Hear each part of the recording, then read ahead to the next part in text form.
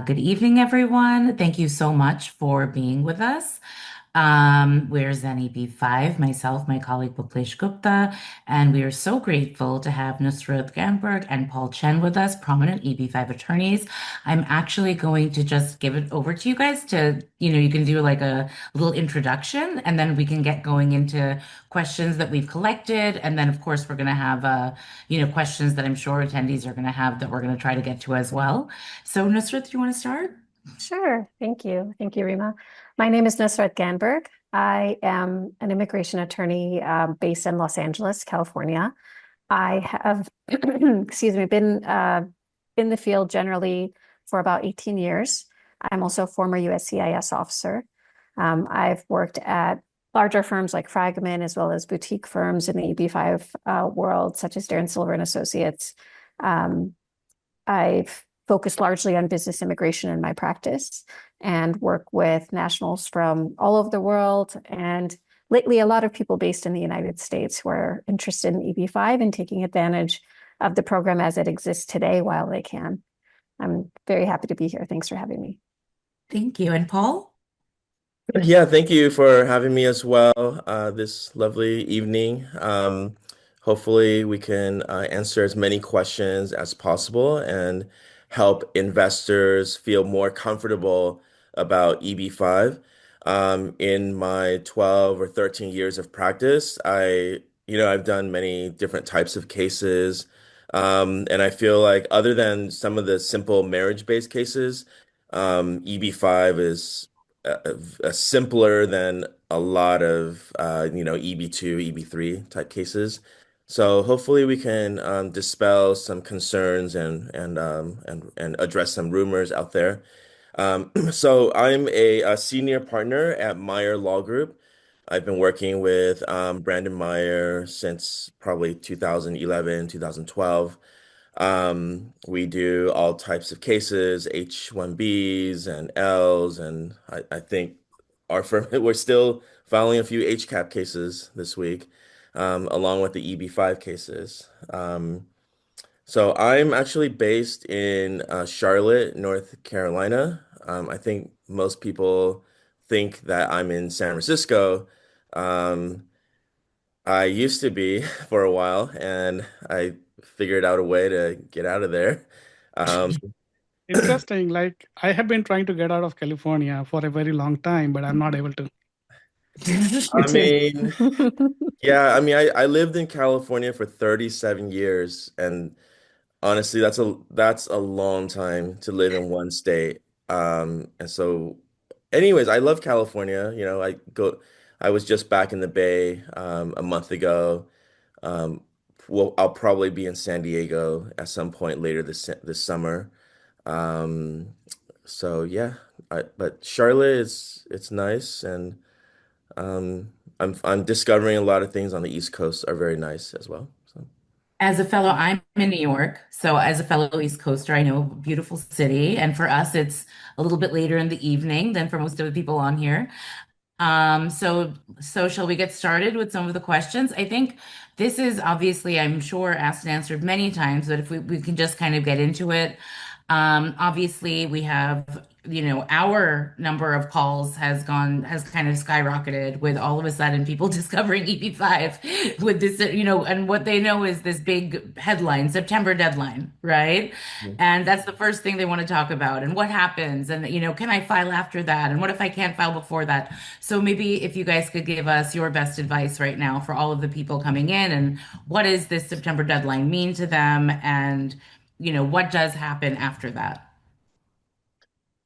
Um, I think Rima, you should just call on one of us. Okay, Because okay. I'm pretty much always gonna defer to Nusrat. Okay. Nusrat, do you want to start? Yeah. Sure. Yeah, I'll give it a stab. Um, so this September deadline, it's September 30th, 2026. It's not when the program expires. The EP5 program is authorized through 2027, September 30th, 2027. But there's this odd kind of lame duck year between end of September of this year and next year. And what happens if you file before this deadline is that it puts you in a more protective kind of status with respect to the EB-5 adjudication. So if you filed before September 30th, then you're assured that your case, your petition will be adjudicated by USCIS. USCIS must adjudicate it, and it protects visa allocation as well. And it protects I-829 petitions as well. They must be adjudicated if you have filed before this grandfathering deadline. So, in the past, before the RIA was passed, the newest version of the EB-5 law, there was a period when Congress hadn't reauthorized the EB-5 program, but all these people had filed their petitions, and all of a sudden the visas were unavailable. The program was not being authorized, and they were just stuck in limbo. Some people were stuck at the consulate for a long time, waiting to see what would happen after they had invested all this money and gone through the whole process, which, back then it would take even longer to get an EB-5 petition adjudicated. So this kind of grandfathering provision was intended in part to prevent that issue from coming up again. And it allows you to ensure, that the $800,000 investment level for the regional center EB-5 petitions, that investment level remains. The investment amount is set to automatically adjust in January of 2027. So, for the few months between, October, November, December, you can still file a petition, but you're not going to have guaranteed, adjudication or visa allocation as well. Paul, I don't know if you had anything else you wanted to add to that. Yeah, I think just practically, what this means is that if you think that you want to file EB-5, you really need to file before September 30th, which means you need to retain an attorney, at least 2 months in advance, right? Like these cases are taking at a minimum probably 4 weeks, and then on average maybe 6 weeks, maybe 8 weeks, right? So we're already basically in that, 2 month or is it 3 month range, but it's close. And practically, you got to be talking to the projects, picking them. There honestly aren't that many projects out there that I think are like viable, right? There's not that many rural projects with I-956F approvals, and not that many high unemployment area projects with I-956F approvals. So it's the demand is going to be high for and and and also like lawyers who can do EB-5. It's not like every lawyer, immigration lawyer, can do it. Um, there's probably only 20 attorneys out there that are well known enough that do EB-5, and practically lawyer fees might go up. Law firms' capacity is going to go down because of the demand. Would So you say there's like a cutoff date where you're just going to say, I'm not going to take clients from this point? um I don't think I'll ever do that because there's Mhm. always a potential retainer fee to be earned. And I need to earn some retainer fees. Retainers. No, I mean it's I don't think so because I Mhm. in our practice in the we've had deadlines in the past, and we've taken on clients the morning of, the day before Mhm. the day before the deadline, and we've been able to do some things, to Yeah. file the case, and Yeah. but the fee is going to be a lot higher, Well, because it's a simple supply and demand situation. So yeah. I Right. totally agree. And actually, I want to iterate one of the things which you said, which is very important, is work with an EB-5 immigration attorney, because many times I talk to investors, they said, oh, my immigration attorney is working on it, which is who are doing their EB-2 filing. And I told them like EB-5 is a specialized area because it's both investment and immigration. So you need to work with an attorney who has experience with EB-5 so that they Yeah. know the both side of the coin. Yeah, I would say that if you're an investor, if you're a type of person who has a little bit of OCD and you want to like make sure your source of funds is like totally perfect before you hire the attorney and make sure you selected a project before you hire the attorney. I would say it really needs to be the other way around. Talk to the attorney, have your consultation, talk about your source of funds, and finalize the structure or of your source of funds and get that sort of underwritten and approved. And and honestly, simultaneously, you can talk to the project. There's Hmm. no reason why you can't talk to the project and the attorney and do source of funds and do medical exams all at the same time. That's Great, right. great thing. Yeah.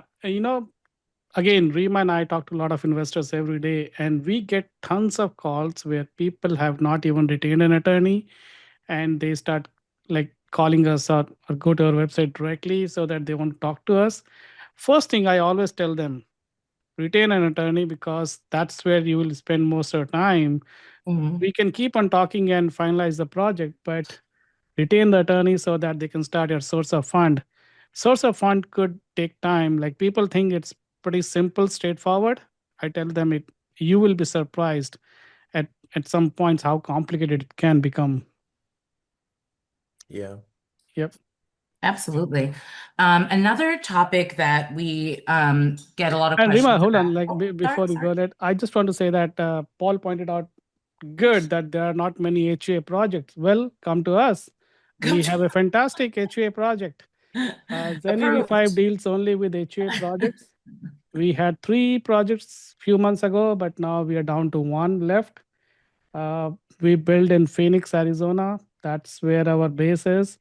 So come talk to us if you're looking for a fantastic project with very predictable timelines and returns.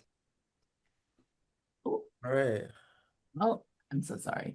And then, so as I was saying, but yes, co-sign everything Baplesh just said. Please reach out if you're looking for an HOA.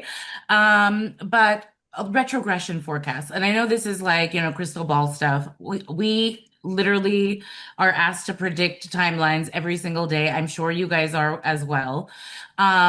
So just, when your clients do talk to you about retrogression, as I'm sure they do, what is your personal opinion, like just from your own experience? Like what do you guys think that is going to happen, with rural HUA categories? Do you think that they're nearing capacity? Nusrat? Yeah, well, I can say that I always start with the caveat that, we're trying to kind of look into a crystal ball. We don't have the answers and, we can make a best guess, but, just plan on proceeding with the information you have today. We know that, the visa bulletin is current. You know that you have the September 30th grandfathering deadline. So, the time is now, especially considering other categories like EB2 visas are unavailable for the rest of the fiscal year. So, it's best to kind of proceed with what's in front of you today. In terms of future predictions, I don't delve too much into that. I can't say that. I don't know, Paul, if you would agree with this, but there does seem to be an internal backlog with the high unemployment category, EB-5 category. They're taking quite a long time, to process those, USCIS to adjudicate those, about 2 years, but which is really, that would be fast in the olden days. That's So right. it's not Yeah. that much longer. But, like I said, with the grandfathering deadline, you're guaranteed adjudication, you're guaranteed visa allocation. So there is that to consider. Paul, did you want to add anything? Yeah, if like you were asking us to give our best guess, right? Yeah. Hmm. So I remember a year ago, like literally, well, maybe a year, maybe 15 months ago, I went to some IIUSA events. It's like a EB5 industry uh, organization, and they have this data guy that always gives the You're talking final about you're talking about prediction. Lee. Yeah, and I like Lee. And so he was saying that um, there might be a visa retrogression starting in J January of 2026. So Hmm. January 2026. And then he said, like, almost definitely there will be visa retrogression in like July or, 2026. So I thought that was pretty reasonable. So I've been kind of going off of those numbers. Hmm. January, maybe. And then, well, January came and didn't happen. And I was like, oh, for sure, July. July didn't happen. I'm starting to think it's not going to happen in August or September. And then we'll have like some quota open up, and then it might not happen for another year. Hmm. Um, but so Yeah. let's just say end of this year, maybe there will be a Hmm. visa backlog, right? Hmm. But I might be wrong. I think it really comes down to demand with the USCIS, and the problem is we don't have data for at least the last 6 months, right? We only have data from the last quarter of 2025, and I don't have photographic memory, but the number definitely exceeded, 3,000. The number of applicants, I think, Hmm. if I recall, just in that quarter exceeded it was close to 3,000. And and if you have 3,000 in 1 year, most likely there will be retrogression anyways. So Hmm. Right. yeah, it's coming. I just don't know when. I think the problem is like trying to balance retrogression and, most likely the fee increase gonna be over 1 million at that point, in January, right? Uh, Hmm. and then this grandfathering issue. So I'm just gonna come down to, hey, just sign up like as soon as possible and file before September 30th. Avoid all these issues. Right. So, Lee and I are good friends. Like we talk often, and in fact, we were planning to start a data committee at IIUSA. I'm a leadership member at IIUSA. So we were planning to do something because essentially there is no concrete data available anywhere. Like people are trying to make some sense of the data released by USCIS. There is no concrete information available today where an investor or somebody like me can also go and see what's happening. And I don't think that it's going to be even possible for anyone to product because USCIS does not release data frequently. And many times their data is always buggy. It's not correct. So that being said, deal with what we have right now. The dates are current. There is no retrogression. And you're right. Like last year, also, end of last year, I was telling everybody the retrogression is coming because that is what I was listening, I was hearing from everyone. But it did not happen and probably may not happen. So recently, I was at a event in Bay Area where Charlie Oppenheimer came and he said there won't be any retrogression for rest of this year and there may not be for first half of next year. But after that, he is expecting, given the current demand and the amount of visas filed or applications filed in last 1.5 year, there has to be. Logically, there has to be. Whether Yeah. USCIS takes action on it or not, that's a separate thing. But logically, there has to be. Okay. And So Nusrat, if someone comes into your office and they tell you that they have an early 2015 EB2 priority date and they're thinking about EB5, but they're not sure, what would be your advice?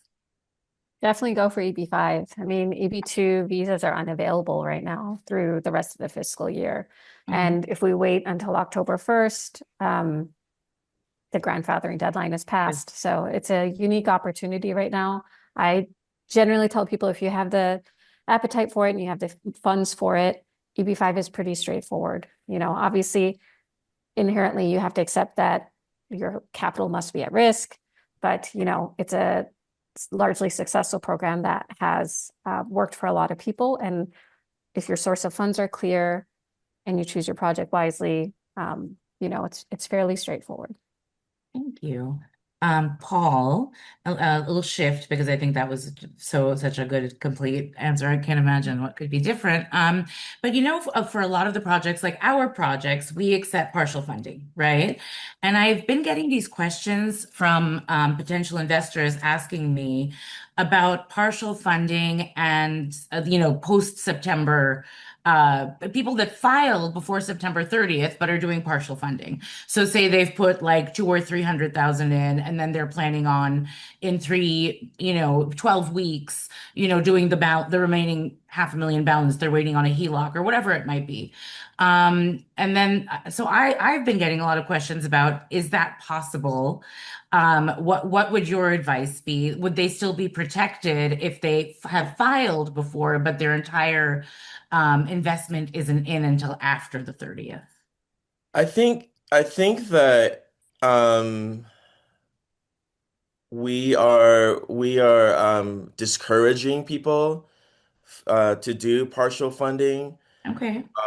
just straight up in the consultations Mhm. because we've seen a lot of potential RFEs and denials where people like kind of don't invest right on time Mhm. or let's say they're given 6 months. Most were given 6 months to invest. And Mhm. yeah, maybe they did invest in 6 months, but Mhm. their documentation were not, properly organized. So the interfiling was not filed before the 6 months, and then the Mhm. USCIS just straight up denies the case, right? Oh, wow. Due to material changes. So that can happen. I don't really like this whole grandfathering deadline and potential policy changes. I mean, who knows? USCIS could change their policy on partial funding literally on, October Right. 1st. And then Right. all those people that did partial funding are now like they're gonna get denied or they'll have to go and litigate for Yeah. 3 years and go down that path.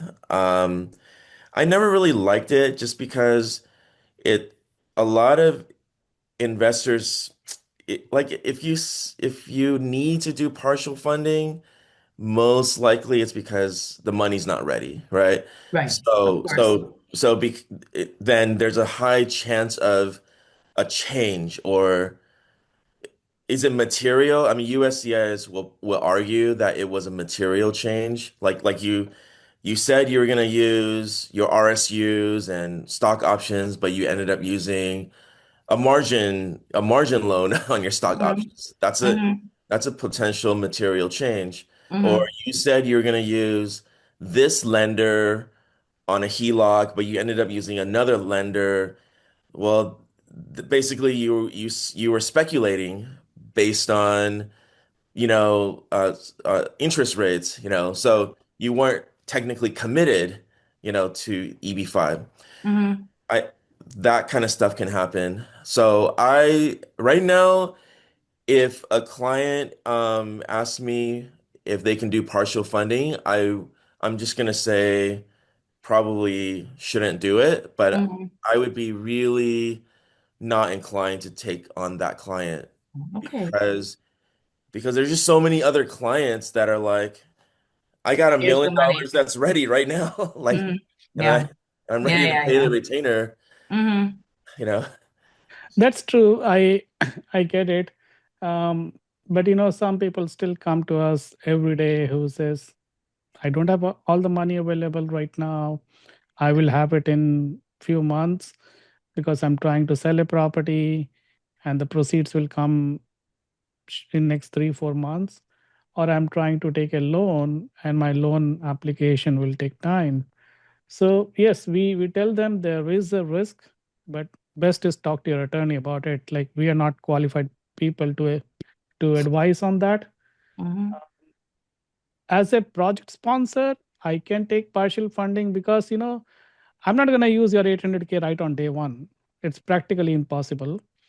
But obviously I can give you some time, 3, 4 months. That's not a big problem, but I also don't want to jeopardize your application. So talk to your attorney, see Yeah. what their advice is, and take action accordingly. Yeah, I know some large regional center projects that actually won't take your money after October, after September 30th. Their project offering has to close, you know, on Hmm. on September 30th. Oh, interesting. Oh, So okay. it's Cool. just a practice, their practice out there. So And Nusrat, is that the same thing you're telling your clients? More or less, yeah. I strongly favor, just doing the full investment up front. Um, Especially when you have a situation with like a property sale or a loan application that's pending. Because there's some element that, like what Paul was saying, there could be a material change. There's some element that's speculative there. And, let's say the appraisal doesn't come in for a property, the property sales fail all the time. And, loan applications don't get approved, and especially if it's a long period of time, that the terms aren't favorable enough. So, if it's a matter of someone just, not wanting to let go of their money right away, but it's there and it's, it exists and it's, in the format it needs to be, liquid to be transferred, then I think that's okay. But it also doesn't make any sense why anyone would want to do that, right? Especially in this climate. I think it's too big a risk generally, but, there's some few exceptions that I would make. Right. Right, right. By the way, folks who are joining, please, if you have any questions and your questions are not being addressed right now through our general Q&A session, please post your question in a Q&A session, and we will be taking those shortly. Paul, so the next topic is bridge loans and subsequent payoffs. And this is something that we actually get these questions a lot. So if an investor secures a margin loan or like a short-term loan from friends and family, just so they can file immediately, and then they completely pay off that loan using an entirely different source of funds, right? Like 6 to 12 months down the road, would that switch or alter like their application in any way? yeah, so I'm gonna like dissect this into two Hmm. parts. Hmm. The first is just the loan, like the fam the a Friends and family, right? friends and family based loan, right? Um, it's generally like the mechanics of it is fine. There's nothing wrong with that. But the source of that money will be 100% scrutinized and vetted is exactly with the exact same standard as if it's money from the principal investor, right? So um, I find it to be, especially from an site like an older generation, like a parent or grandparent, Hmm. it's we have to be very careful because there's probably not as many, available documentation Right. on how that older, person obtained that money, right? So that becomes an issue. Um, but if it's like a sibling that's already like a US citizen that's been working for Apple or Meta for 10 years, they have $2 million in RSUs, then that's a great source. That's going to be pretty much 100% lawful. And hey, they should consider giving out more like loans for other investors and charging, No. 20% on it or something. But yeah, but then at the same time, then we have to draw up a loan agreement, and it's got, we're immigration attorneys. We're not corporate attorneys. We're not business attorneys. So depending on the law firm, we might, you might get an attorney that says, I'm not comfortable drawing up this loan, right? I can't just give you a template. You have to go find another person or attorney, and you'll probably find one in the WhatsApp groups out there. And then the immigration attorney will say, okay, fine, we'll use that. But then maybe some of the terms are missing, and then that ends up getting a denial. Um, so I would say try to use a gift if it's coming from a family member. Hmm. Try to use a gift, okay? And then we can come up with a donor and donee gift letter. That's easy, right? Hmm. Um, okay, so that's on whether it's okay to use a loan. It's okay. Hmm. But then the question was, what if you pay back the loan right away? Right. Um, I really haven't seen the USCIS come back 6 months later and ask, did you pay back that loan? I really haven't seen that. So I think it's okay. Yeah, so Paul, I'll tell you a case which I'm working on right now. So there's a family from China. They want to file before the September deadline, and they are having a little bit of issue in doing source of fund because their money is not available here. And for that, they're trying to sell a property in China. Uh, property sale can take time, Yeah. 3 months, 4 months, 5 months, who knows what. So in the meantime, they have a family member here in US who is willing to give a loan for 6 months, or let's say max 12 months, while they're trying to sell their property. And if that happens, because these loans could be expensive, even within families, sometimes it could be expensive. So for a time being, in order to file the application, they want to take this loan, but as soon as their property is sold in China, they want to repay the loan so that so they don't have to pay this heavy interest every month. Mhm. So is that going to be a problem for their application? I mean, I don't think that's a problem. I can't think of a reason why that's a problem, other than just you have to check if, the lawful source of the relatives' funds, right? Hmm. Hmm. Yeah. That's I've never really seen the USCIS go back and ask, oh, how did you pay that credit card balance transfer?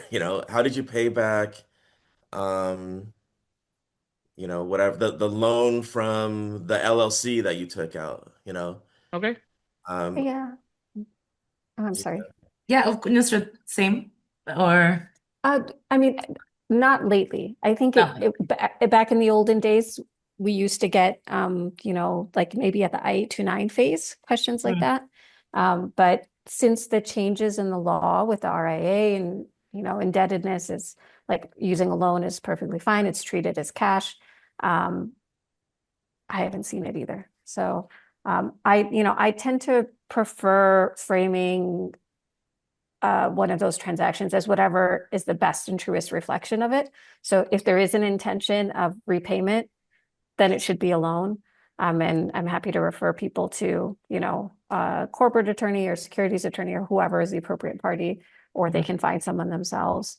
But yeah, I definitely don't see USCIS asking, and I also don't think it would be appropriate legally for them to ask because it's not part of the inquiry. Right. If you document the loan in the right way, if it's a private, individual Mhm. giving the loan, then they have to submit all their documents, the tax returns, et cetera, et cetera. But yeah, just as Paul was saying, you have to do basically a source of funds on that individual. Mhm.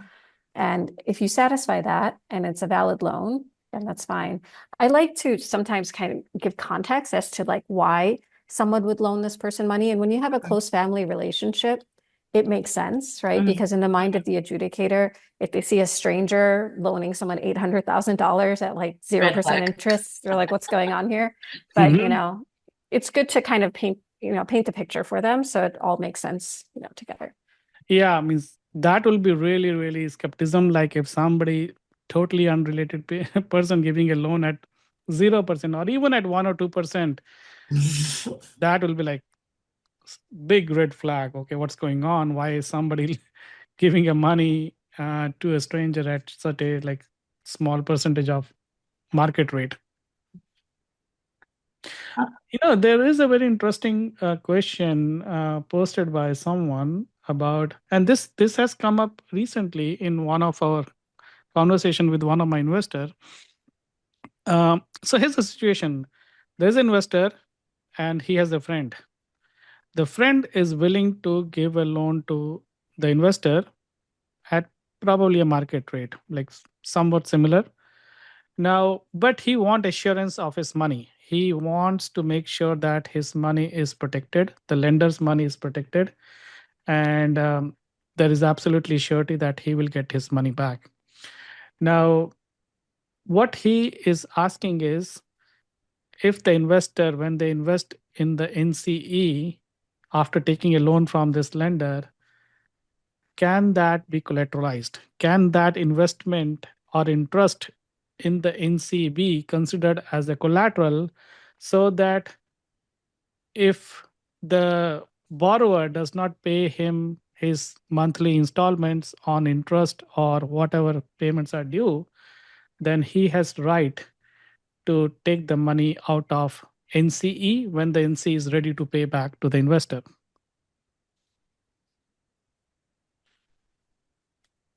No, sir. Maybe you want to start? Sure. I don't think that's permissible. Okay. Because if a loan is secured, it should be secured by personal assets of the investor.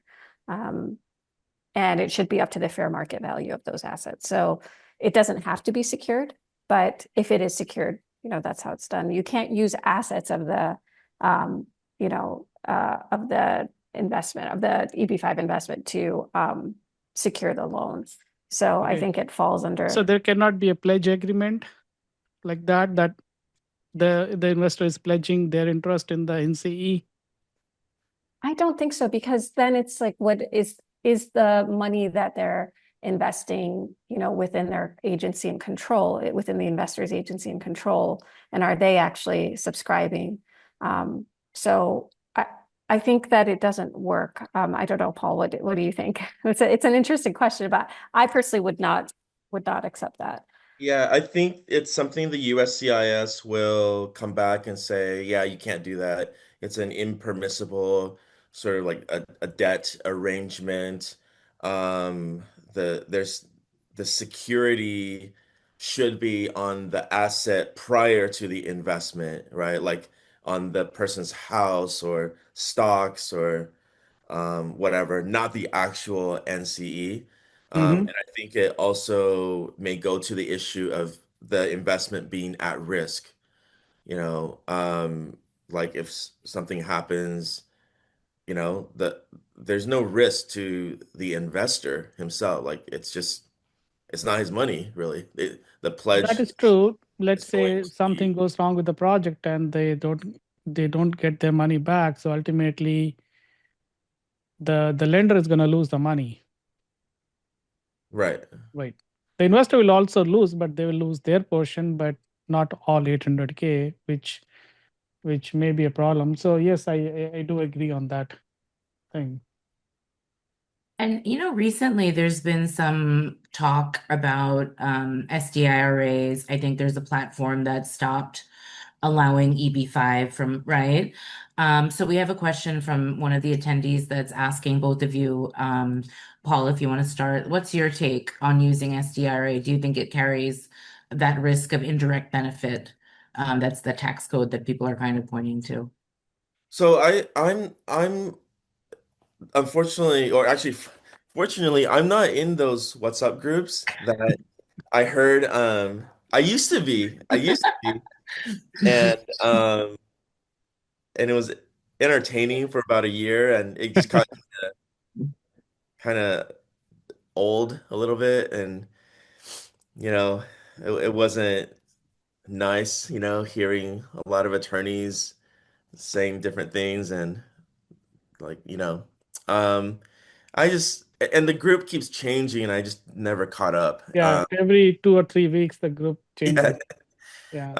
But yeah, I heard like people were saying something about SDIRAs not being okay.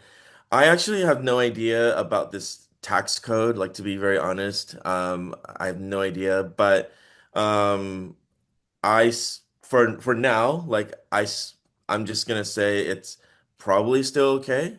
We're still taking on clients that are, using self-directed IRAs that invest in the project because it's still, at the end of the day, it's still your investment into a project. Yeah. Yeah. And Nusrat, what about you? What are you Yeah. telling clients? Yeah, I just saw reports like as of this morning about the SDIRA issue. So we don't know yet if this is like a wider trend with USCIS or if it's like a one-off, grumpy adjudicator. Right. But it sounds like, in one case it was a NOID that was issued and it was questioned. It was mainly questions of law, and I think in this kind of situation, we would probably want to do some kind of expert letter, I'm not a tax lawyer or a securities lawyer, so I think getting an expert opinion letter to explain that this should qualify may be a good approach. It's very early to say whether this is a trend or not. But I think legally it's sound. It is within the individual's agency and control, and it should qualify. But we'll see what USCIS decides. Yeah. I have also reached out to our tax advisor on that, and he has actually escalated to their legal team to interpret it, and because they don't want to just give an answer without going deep into that. But the issue, what I analyzed so far, is it's not about the source of fund. Obviously, IRA is your money; it's legally money. You earned it. The question which comes up is the IRS tax code, which says that the IRA money cannot be used which will derive a personal benefit. And people have been trying to dig into that what is qualifies as a personal benefit. And then some people are arguing that getting a green card is a personal benefit. So it voids the tax code rule. It has nothing to do with USCIS. I don't think so UIS can say anything because the money is legally sourced and everything is done. It's just that IRS can come up and say that you voided the IRA rules. You are not supposed to use the money for your personal benefit. So the entire debate is on that. So again, I'm not an expert on that. I've escalated to our legal team who deals with taxes, and let's see what they say. But that's the whole issue because one of the big custodian like Equity Trust stopped taking IRAs for EB-5, but others too. Alto is still doing it. Like they haven't stopped anything, or they haven't. And I don't think so. Equity Trust has also released a statement why they stopped it.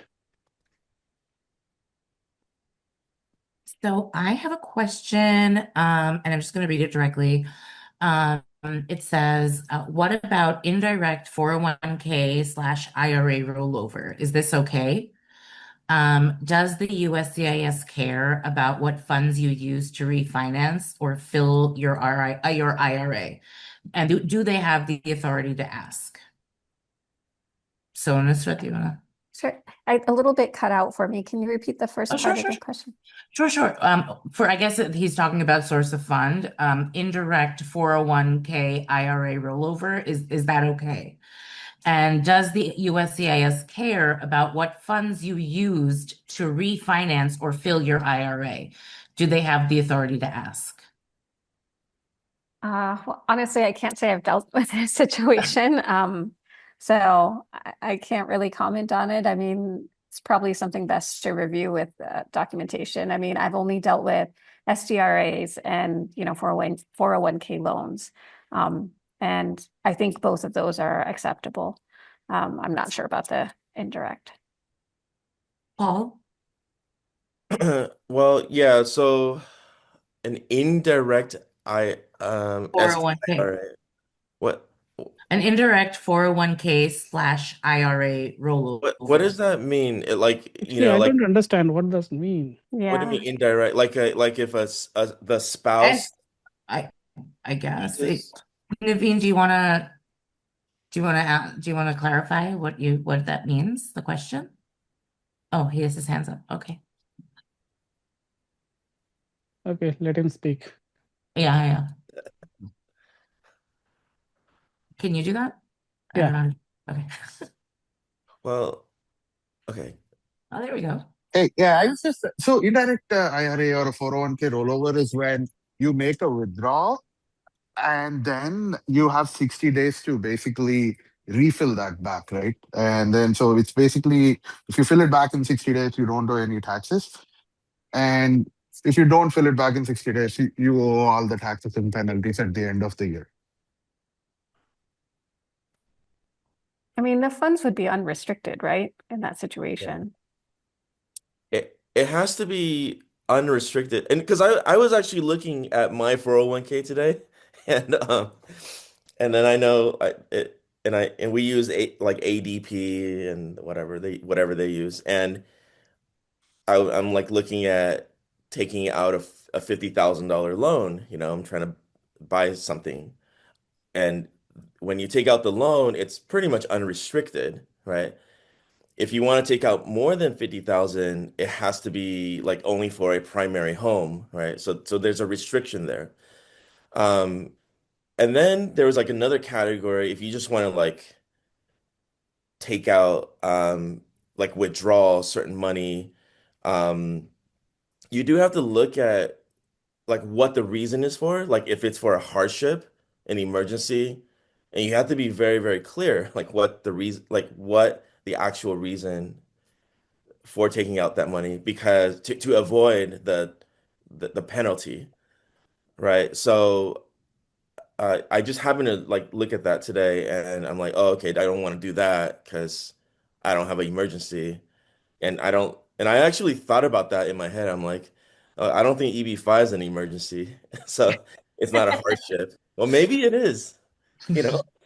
Um, so if I think maybe it is. I don't know. If you don't do EB-5, you're you're I don't know, you don't have a job.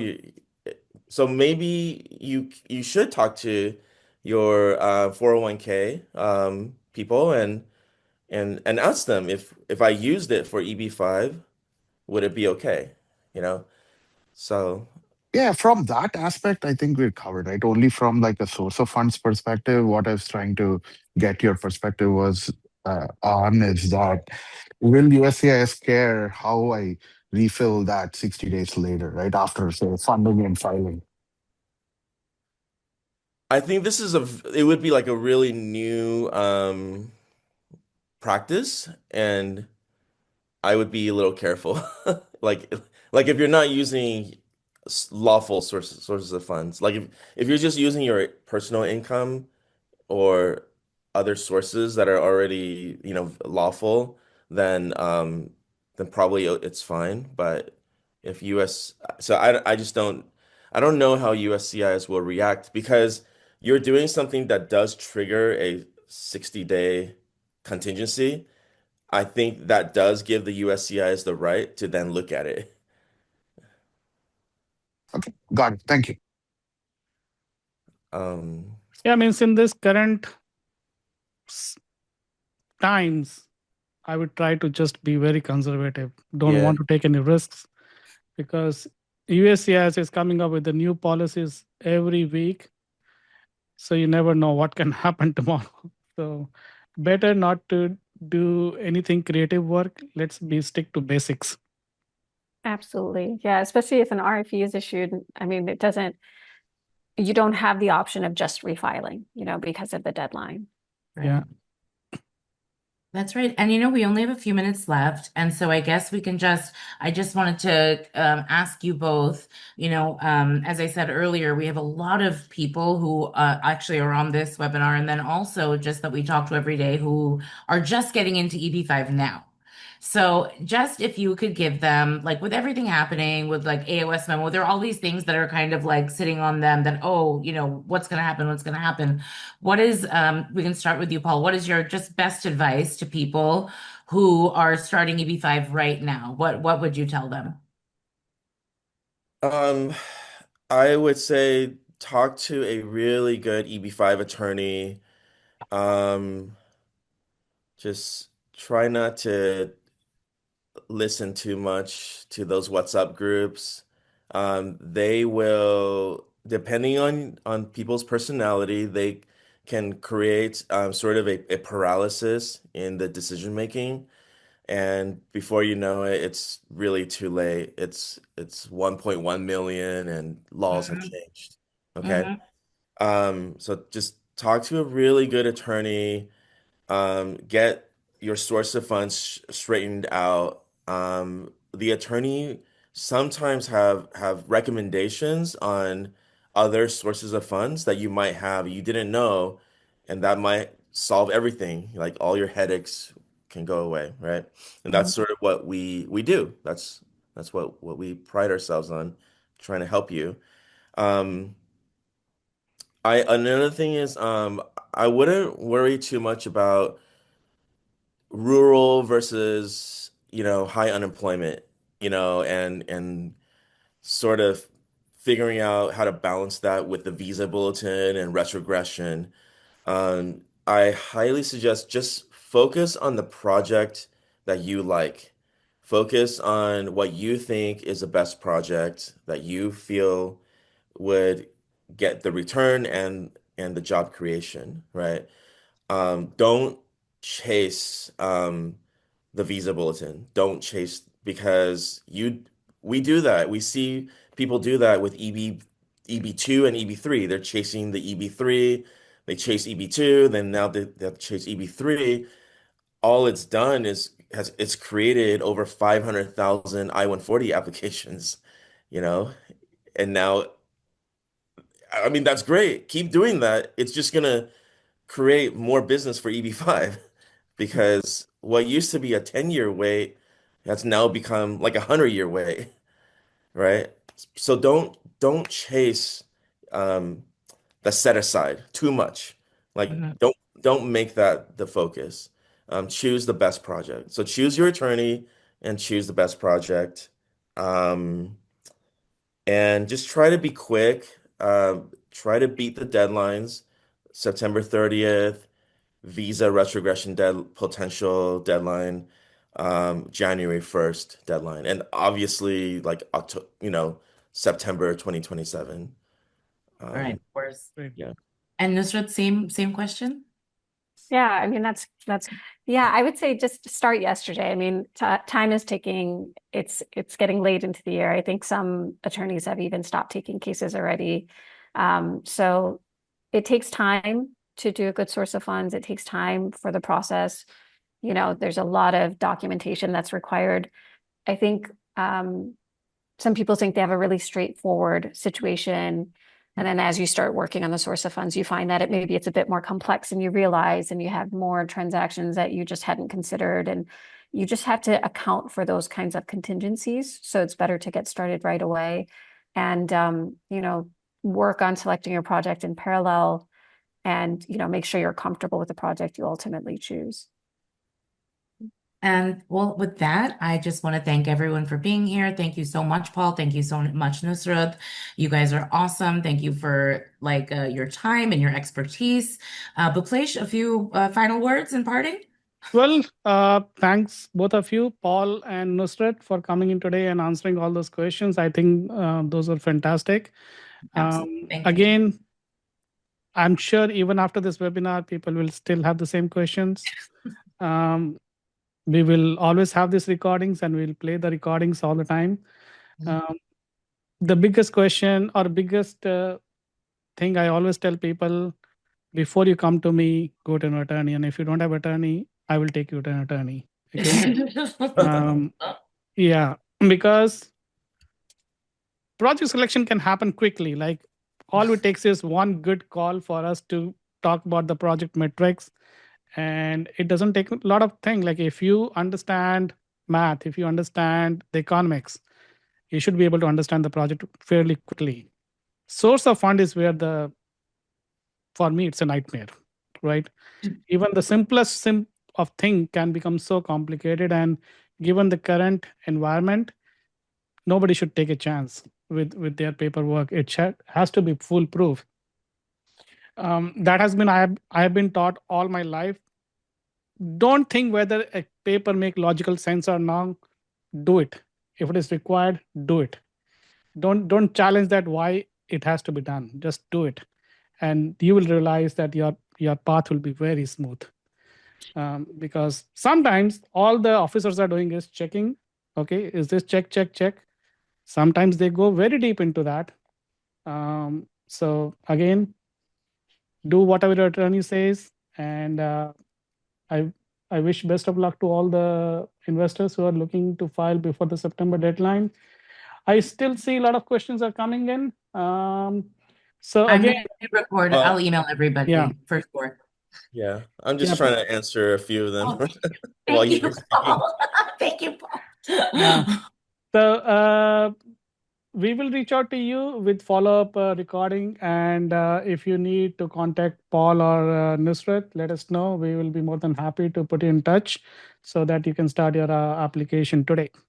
And thank you guys again. Thank you all. And especially with these follow-up questions and stuff, if there's anything you can email us and we'll try our best to get them answered for all of you guys.